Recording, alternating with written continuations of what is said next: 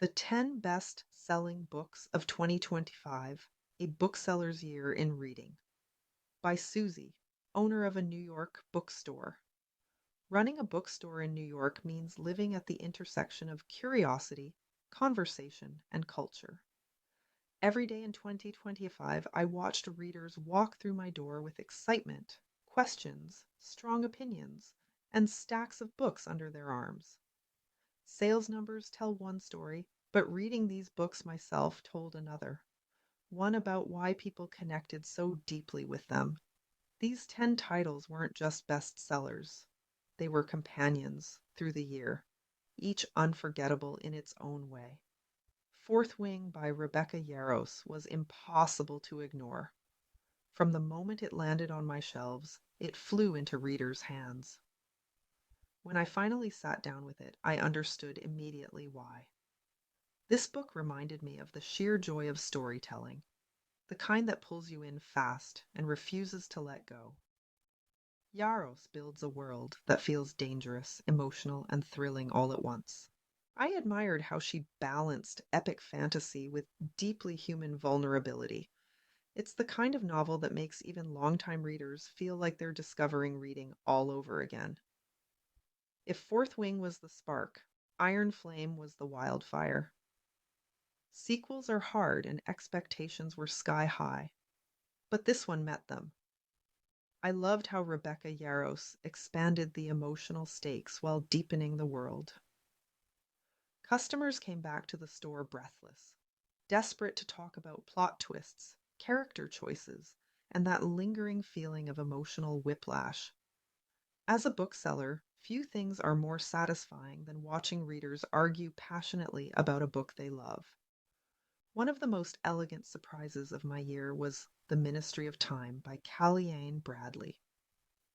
This novel proved that literary fiction can also be wildly accessible. I admired its intelligence, restraint, and emotional depth. The blend of time travel, romance, and political tension felt fresh rather than gimmicky. Bradley writes with quiet confidence, trusting the reader to keep up. It's a book that lingers, not because it shouts, but because it whispers something unsettling and true about love, power, and displacement. It ends with us. By Colleen Hoover continued to move readers in ways that surprised even me. Year after year, customers told me it changed how they thought about relationships. When I reread it in 2025, I admired Hoover's ability to make difficult emotional truths accessible without softening them. This book isn't popular by accident. It speaks directly to readers' lived experiences, and it does so with sincerity. Romance readers never stopped asking for Happy Place by Emily Henry, and I completely understand why. Henry has an uncanny ability to combine humor, heartbreak, and honesty. What I admired most was how quietly mature this novel is.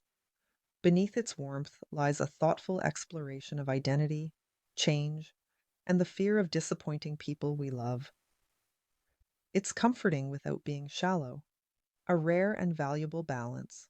James by Percival Everett was one of the most important books I read all year. Everett's reimagining of Huckleberry Finn from Jim's perspective is bold, sharp, and deeply moving. I admired its intellectual courage and emotional clarity. This is a novel that challenges readers without alienating them, forcing us to reconsider whose voices we center and whose stories we overlook.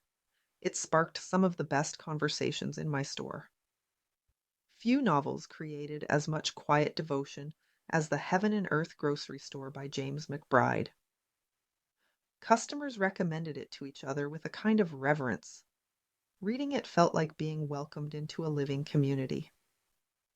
McBride's generosity as a storyteller amazed me. His characters feel alive, flawed, and deeply human. This book reminded me why novels matter. They teach empathy without preaching it. Nonfiction also thrived in 2025. Spare by Prince Harry continued to sell steadily, especially in paperback and audio. What struck me most was its vulnerability. Readers responded to its honesty, whether they agreed with Harry or not. I admired the way the book opened conversations about family, identity, and public life in a deeply personal way. One of the most unsettling yet compelling books of my year was Nuclear War, a scenario by Annie Jacobsen. This is not a comfortable read, but it is a necessary one. Jacobsen's clarity and meticulous research left me shaken. I admired her courage in confronting readers with realities we prefer to avoid. This book sold because it spoke to a collective anxiety, and it did so with intelligence and urgency. Finally, The Wager by David Grann reminded me why narrative nonfiction can rival the best novels. Grann's storytelling is precise, gripping, and deeply humane. I admired how he turned historical investigation into an emotional journey about survival, truth, and moral ambiguity. Readers who claimed they don't usually read nonfiction devoured this book. Looking back, these 10 books didn't just define sales in my bookstore, they defined conversations, emotions, and moments of connection. As a bookseller, I feel incredibly lucky to witness how stories move through people's lives. If 2025 taught me anything, it's this. When books resonate, they don't just sell, they stay.